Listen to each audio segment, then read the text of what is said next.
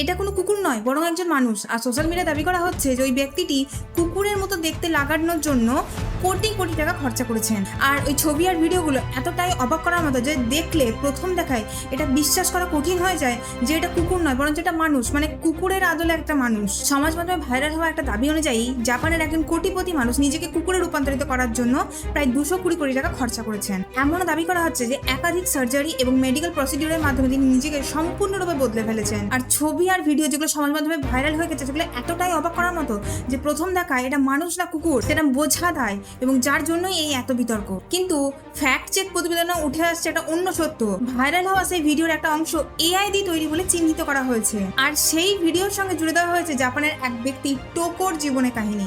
আসলে জাপানের ওই ব্যক্তি কুকুরে রূপান্তরিত হওয়ার জন্য কিন্তু কোনো সার্জারি করাননি। তিনি ছিলেন ছোটবেলা থেকে পশুপ্রেমী।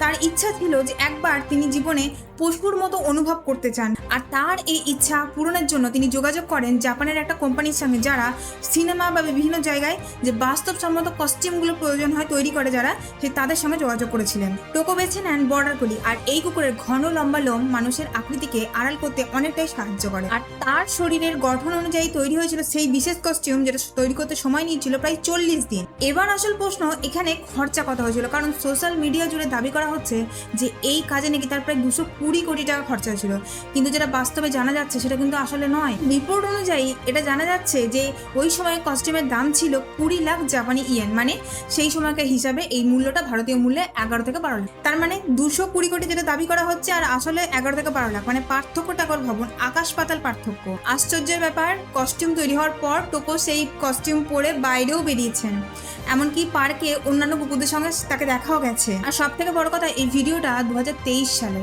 আর সেই সময় আন্তর্জাতিকভাবে ব্যাপকভাবে এটা আলোচনায় এসেছিল।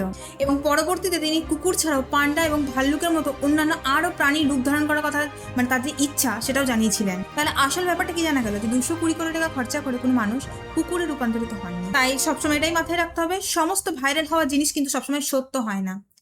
তাই ফ্যাক্ট চেক করুন। ভিডিওটি আজকে এই পর্যন্ত। ইনফরমেটিভ হয়ে থাকলে লাইক, শেয়ার এবং কমেন্ট করবেন। Thank you.